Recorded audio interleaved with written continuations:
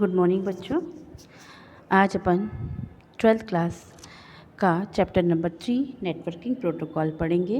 इसके पहले वाले वीडियो में आपने OSI मॉडल के बारे में जाना और उसका प्रोटोकॉल से क्या संबंध है इसके बारे में समझा। उसकी 7 लेयर्स के अकॉर्डिंग ही हमारा डेटा एक जगह से दूसरी जगह पर सेंड होता है। तो बात करते हैं प्रोटोकॉल की। प्रोटोकॉल जो होता है वो नियमों का एक समूह होता है ना बच्चों। 2 मशीन या 2 से अधिक मशीनों के डिवाइसेस जो रहते हैं उनको बीच में कनेक्शन या कम्युनिकेशन बनाने के लिए हमको प्रोटोकॉल की आवश्यकता होती है। जब अपने कोई मैसेज सेंड करते हैं और रिसीव करते हैं तो किस प्रोसेस से करते हैं, किसके माध्यम से करते हैं, वो माध्यम होता है प्रोटोकॉल। तो अपन प्रोटोकॉल को समझेंगे आगे। प्रोटोकॉल स्थापित नियमों के सेट होते हैं जो डेटा कंप्यूटर उपकरणों को प्रारूपित, प्रसारित और प्राप्त करने के तरीके निर्धारित करते हैं। सर्वर, राउटर है ना से लेकर समापन बिंदु तक प्रसारित करने का तरीका निर्धारित करते हैं। डिज़ाइनिंग के मानकों के अंतर परिवहन किए संसाधन करता है। सूचनाओं को सफलतापूर्वक भेजने एवं प्राप्त करने के लिए संचार आदान प्रदान के दोनों ओर से उपकरणों को प्रोटोकॉल सम्मेलनों को स्वीकार करना चाहिए और उनका पालन करना चाहिए। नेटवर्किंग प्रोटोकॉल के लिए समर्थन सॉफ्टवेयर, हार्डवेयर या अन्य दोनों में बनाया जा सकता है। मतलब ये डेफिनेशन इस तरह से हुई कुछ कि जो नियमों का सेट होता है इसमें हम अपने डेटा को, सूचनाओं को सावधानीपूर्वक सेफ्टी के साथ में एक जगह से दूसरी जगह पहुंचा सकते हैं। प्रोटोकॉल और set of the establish rules that dictate how to format transmitted and received data, so computer networking devices can communicate regardless design are standard. So success send and receive informations device on both sides of the communication exchange must accept and follow protocols. Conversion support for network protocol can be built into software, hardware, both at both. Okay बच्चों, तो ये इसके बारे में थोड़ी सी जानकारी। Next होता है इसकी डेफिनेशन। प्रोटोकॉल एक तरह से सेट ऑफ रूल है, नियमों का समूह है जो डिजिटल कम्युनिकेशन में इस्तेमाल किए जाते हैं। प्रोटोकॉल के द्वारा ही यह तय होता है कि कंप्यूटर नेटवर्क पर डेटा कैसे ट्रांसमिट होगा और कैसे रिसीव होगा। कंप्यूटिंग में प्रोटोकॉल को डिजिटल लैंग्वेज भी कहा जाता है। इसके बिना हम इंटरनेट पर एक दूसरे से संवाद भी नहीं कर सकते, ना ही डेटा को कंप्यूटर से एक दूसरे कंप्यूटर को ट्रांसफ़र कर सकते हैं। मतलब किसी भी डेटा को कोई भी ट्रांसफ़र आप बिना प्रोटोकॉल की हेल्प से नहीं कर सकते हैं। इंटरनेट पर हमारे द्वारा भेजी गई कोई भी फाइल, ईमेल इंटरनेट प्रोटोकॉल के अनुसार ही कार्य करती है। इंटरनेट प्रोटोकॉल पर डाटा को सिस्टमेटिक और सेफ ट्रांसफ़र करने के लिए प्रोटोकॉल बनाए जाते हैं जिसे हम नेटवर्किंग प्रोटोकॉल कहते हैं। समझ में आया बच्चों? नेटवर्किंग प्रोटोकॉल कहते किसको है? जब हम कोई भी डेटा नेट्स के थ्रू एक जगह से दूसरी जगह पहुंचाते हैं तो उसमें सेफ्टी भी होना चाहिए और सिक्योरिटी भी होना चाहिए, है ना। तो ये कौन काम करता है? प्रोटोकॉल। तो इसको हम नेटवर्किंग प्रोटोकॉल भी कहते हैं। तो कुल मिलाकर एक प्रोटोकॉल डाटा कम्युनिकेशन करने के नियमों को और दिशा निर्देश का एक समूह होता है। ये आपको समझ में आया? नेक्स्ट है protocol is a kind of set of rule which are used in digital communication is that decided by protocol that how the data will be transmit and receive it. Okay, समझ में आ रहा है ना आप लोग को? Receive it on the computer networking the protocol communication is also called digital language. Without them we can not talk to each other on the internet non fair we transfer data for one computer to another. Any file or email sent by us on the internet work according to this internet protocol. Okay, some protocol are made for systematic and safe transfer or data on internet which we also called network protocol. So overall a set of rules and guideline for data communications. Okay बच्चों, मतलब without data communications के आप कोई भी data एक जगह से दूसरी जगह ट्रांसफ़र नहीं कर सकते हैं।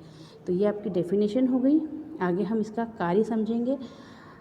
हाउ नेटवर्क प्रोटोकॉल वर्क, इसका काम क्या होता है, इसका काम हम आगे जानेंगे। Network protocol is break larger process input device narrowly defined function and task across every level of the network in the standards model known the open system intercommunication OSI model. अपन इसके पहले OSI मॉडल के बारे में जान चुके हैं, है ना।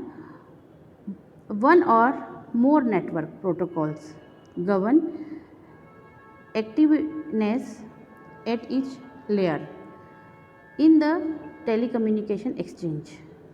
ओके बच्चों, इसका काम समझ में आया। नेटवर्क प्रोटोकॉल नेटवर्क के हर स्तर पर असतत सक्रिय रूप से परिभाषित कार्य और कार्य में बड़ी प्रक्रियाओं को तोड़ते हैं और मानक मॉडल में open system inter connection OSI model के रूप में जाना जाता है। एक या एक से अधिक नेटवर्क को प्रोटोकॉल दूरसंचार विनिमय से प्रत्येक पर यह होता है, एक्सचेंज होता रहता है। ओके, नेक्स्ट आता है इसका प्रोटोकॉल के प्रकार, टाइप्स ऑफ प्रोटोकॉल। मतलब इसके वैसे मेनली 2 टाइप्स ऑफ प्रोटोकॉल्स होते हैं, रूटिंग प्रोटोकॉल और राउटिंग प्रोटोकॉल, है ना। पर दोनों में डिफरेंस होता है और दोनों में अलग अलग आते हैं। मेनली अपन राउटिंग प्रोटोकॉल्स का बात करेंगे। पहले इसकी डेफिनेशन। विभिन्न प्रकार के नेटवर्क ऑपरेटिंग सिस्टम कम्युनिकेशन के बीच में संचार प्रक्रिया को नियंत्रित करने के लिए कई प्रकार के डिजिटल लैंग्वेज का इस्तेमाल करते हैं। नीचे कुछ महत्वपूर्ण नेटवर्क प्रोटोकॉल के बारे में बताया गया है। प्रोटोकॉल मुख्य रूप से 2 प्रकार के होते हैं, रूटिंग प्रोटोकॉल और राउटिंग प्रोटोकॉल। रूटिंग प्रोटोकॉल का इस्तेमाल नेटवर्क के रास्ते को खोजने के लिए किया जाता है। कुछ प्रमुख जो हैं हमेशा यूज़ आते हैं वो है RIP, RGRP, OSPF, EIGRP, NLSP, TM, RTMP, है ना। तो ये प्रोटोकॉल्स जो हैं वो हमेशा यूज़ होते हैं। इसके बारे में अपन डिटेल में आगे जानेंगे। इसके बाद different types of networking operating system use many types of digital language to control the communication process between computer। Okay, some important network protocol are explained below. The protocol in mainly divided into parts, first routing and second routing। Okay, same as usual। Rooted protocol का इस्तेमाल data की जानकारी, traffic इत्यादि को एक स्थान से दूसरे स्थान तक ले जाने के लिए किया जाता है। मेनली अपने जो प्रोग्रामिंग होती है, जो डेटा ट्रांसफ़र किया जाता है, उसमें अपन इन्हीं प्रोटोकॉल्स का यूज़ करते हैं, है ना। अपन हमेशा सबसे ज़्यादा इन्हीं प्रोटोकॉल्स को अपन इसमें पढ़ते हैं, ठीक है। तो यह आता है राउटिंग प्रोटोकॉल और use to carry data information traffic ETC from one place to another place follow the sum of protocols। ये यहाँ पे जो इसकी प्रोटोकॉल्स हैं अपन मेनली इन्हीं प्रोटोकॉल्स पर पढ़ते हैं और आपने पढ़ा भी होगा IP, TCP, UDP, ICMP, STMP, IMAP, HTTP, HTTPS और FTP। ओके, ये प्रोटोकॉल्स के बारे में अपन आगे जानेंगे। फर्स्ट आता है हमारा RIP, routing information protocol. Okay, एक डायनामिकल रूटिंग प्रोटोकॉल है जो स्रोत और गत नेटवर्क के बीच में सबसे अच्छा रास्ता खोजने के लिए एक राउटिंग मेट्रिक के रूप में हॉप काउंट का उपयोग करता है। यह एक डिस्टेंस वेक्टर राउटर प्रोटोकॉल है जिसका AD का मान 120 होता है। यह OSI मॉडल के एप्लीकेशन लेयर पर काम करता है। RIP पोर्ट नंबर 520 का उपयोग करता है। अब आपको समझ में आया कि फर्स्ट में OSI मॉडल की जो मैंने आपको वीडियो भेजी थी वो क्यों भेजी थी, ये सभी प्रोटोकॉल्स कहीं ना कहीं उन्हीं लेयर्स पर ही चलते हैं, कहीं नहीं उसी लेयर्स पर ही काम करते हैं, है ना। ओके, अब is a dynamical routing protocol which used hop count as a routing metric to for the best path between the sources protocol with AD value of 120. It work on the applications layer of the OSI model. RIP use port number 520. बच्चों अपन अब routing informations protocol की बात करते हैं। इसमें आते हैं RGI, IGRP, EIGRP, NLSP, RTMP, OSPF, है ना, और IMPT ये आते हैं इसमें। ये ज़्यादा इनका यूज़ नहीं होता है और सिर्फ इनको अपन एक नॉलेज के लिए ले रहे हैं कि प्रोटोकॉल के 2 पार्ट्स होते हैं, कौन कौन से 2 पार्ट्स होते हैं, और फर्स्ट पार्ट में कौन से प्रोटोकॉल्स आते हैं और सेकंड पार्ट में कौन से प्रोटोकॉल्स आते हैं। इन प्रोटोकॉल्स को सिर्फ पाथ एक लाइन क्लियर करने के लिए लिया जाता है, इनका ज़्यादा यूज़ नहीं होता है। फिर भी अपन एक शॉर्ट नोट के रूप में अपनी कॉपी में इसको नोट डाउन कर ले नॉलेज के लिए। तो राउटिंग इंफॉर्मेशन प्रोटोकॉल्स में आते हैं IGRP, आंतरिक gateway routing protocol. Interior gateway routing protocol routing protocol है। यह एक दूरी वेक्टर रूटिंग प्रोटोकॉल भी है। इसमें बिलमेन फॉर्ड एल्गोरिथम का उपयोग किया जाता है। IGRP का सबसे कम हॉप संख्या 255 है। Okay, interior gateway routing protocol is a router routing protocol. It is also a distance vector routing protocol. In the Bellman for algorithm is used the latest hop count in IGRP is 255। और इसका next होता है EIGRP, enhance आंतरिक gateway routing protocol. आंतरिक gateway routing protocol जैसे protocol को root कर रहा है। यह लिंक स्टैंड रूटिंग प्रोटोकॉल और वेक्टर राउटिंग प्रोटोकॉल है ना बच्चों। नेक्स्ट आता है हमारे पास RTMP, real time messaging protocol. Real timing messaging protocol RTMP एक प्रोटोकॉल है जिसमें इंटरनेट पर ऑडियो और वीडियो प्रसारित करने के लिए डिज़ाइन किया गया है। इसका उपयोग मांग पर मल्टीमीडिया सामग्री को स्ट्रीम करने के लिए किया जाता है।